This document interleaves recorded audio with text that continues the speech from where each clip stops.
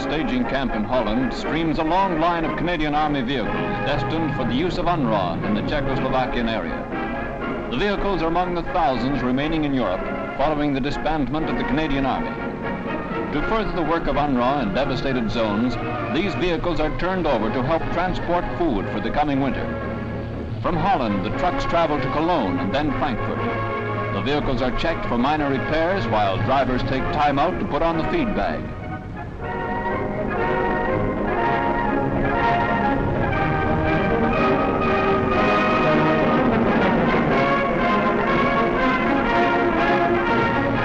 The convoy heads for Pilsen via Boer, where their new drivers selected from the Czech Army take over from the Canadians.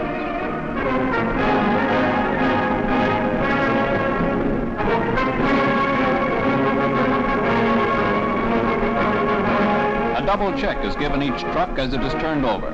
One check is done by the Canadians and then UNRRA officials take over the job.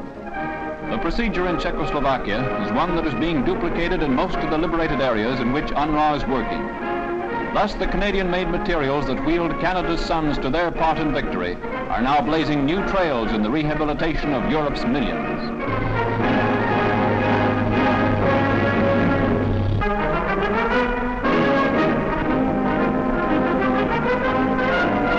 The lovely town of Blankenberghe in Belgium commemorates 1 year of liberation by playing host to their liberators, the 12th Manitoba Dragoons.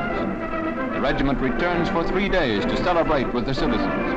The town square is dedicated to the unit, while tribute is paid to those who fell in the liberation.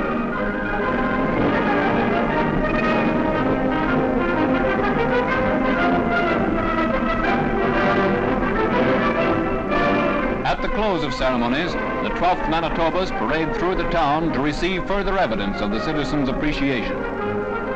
Medals are presented to the first 3 members of the unit who entered the town on their task of liberation 1 year previously.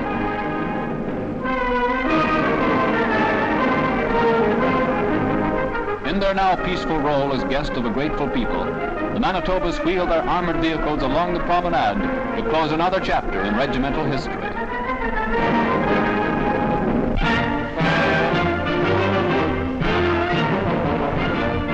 Bremen, Germany.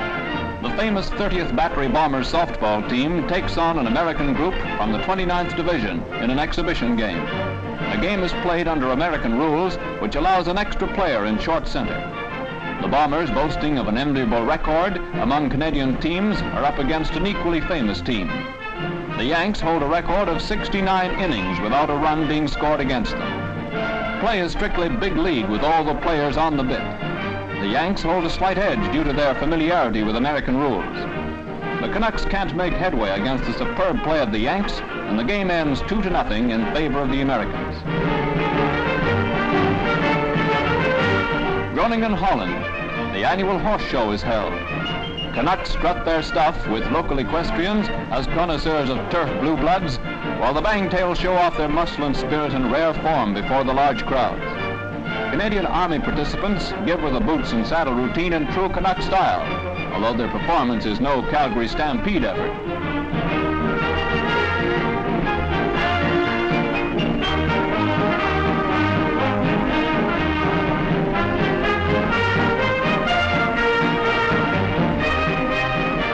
A perfect day for good horses and a thriller from start to finish gives the boys another choice item for the old diary. Coulsdon, England. The South London Harriers hold their annual 30-mile road race. An entry of 40 Empire contestants makes up the field in the grueling contest. Run under all types of conditions, it demands tremendous stamina from the runners. The Canadian Army entry, Sergeant Gerard Cote of Montreal, triple Boston Marathon winner, and Tommy Richards of Wales pull away from the rest of the field and establish comfortable leads. The first to cross the line is Richards, last year winner, who breaks the record for the distance. Sergeant Cote pulling up in second place, also breaking the previous record. The 30 miles is covered in 3 hours, 8 minutes, and 54 seconds.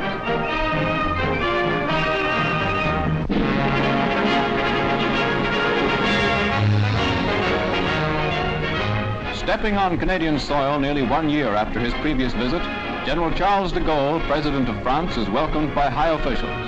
His first act is to salute the fallen at the National War Memorial.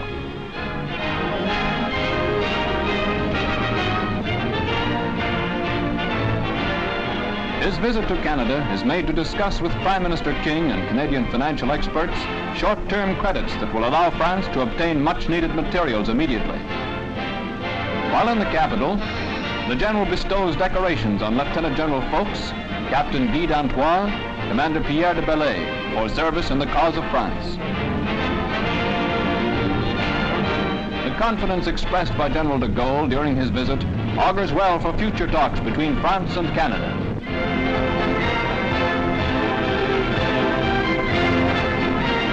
First Div is going home. These veteran warriors who left the shores of Canada almost 6 years ago have come a long way on an arduous trail filled with hopes and disappointments, and glory and tears. Stepping ashore in the UK in December 1939, they present to the world the first tangible evidence of Canada's participation in the bitter struggle. The division's first action is slated for the Battle of France under the leadership of General Andy McNaughton. But after a few days ashore on that hopeless venture, they are pulled back to England. There they stand on guard, the only fully equipped division after Dunkirk, to ward off the expected invasion. In August 1941, they are sent on a raid to the Arctic island of Spitsbergen to destroy wireless installations and rescue the inhabitants. In a brief action, the first Div displays the caliber which later makes them famous. In spectacular fashion, the Red Patch Boys leave desolation in their wake.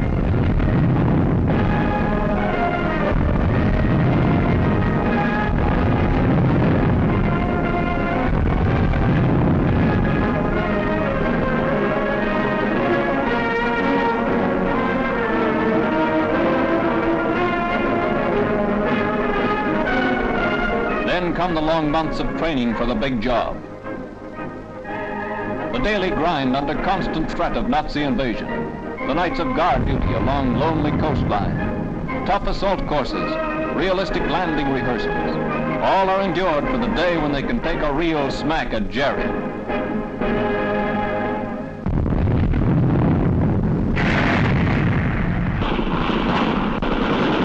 That day arrives in June '43, when they move out of England and sail eastward. At dawn, July 10th, the first Div swarms ashore at Sicily. The long, hard, bitter trail is started. The trail that leads it up Italy to the Senio River. From the time it hits the beaches, it proves itself a great fighting entity. Italian names that will forever be etched into Canadian history begin to pile up. They belong to Canadian history, for they are victories bought by Canadian fighting men, many of them with their lives. The Div is now part of Monty's 8th Army, and he gives them plenty of tough assignments. Ortona, key German pivot on the Adriatic, is taken in bloody battles reaching ferocious pitch.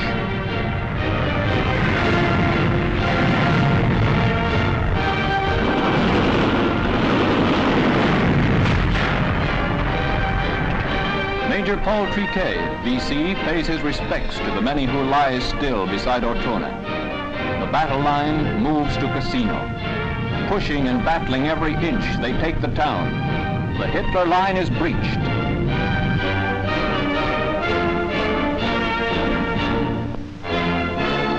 After a brief rest, identifying flashes come down for a secret move to the Adriatic.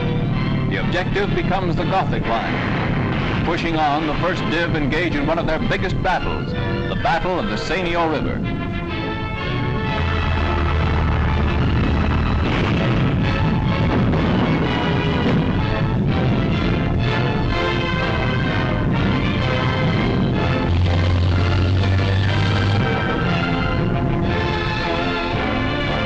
Northwest Europe is aflame, and in March '45, the Red Patch Boys load aboard transports.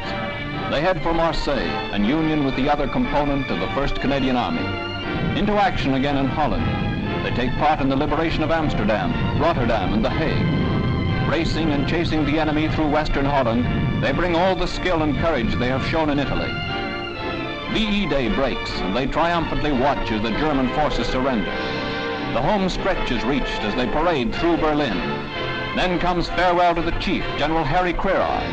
The 1st Division, blazing a glorious trail for Canada, for victory, for peace, is going home.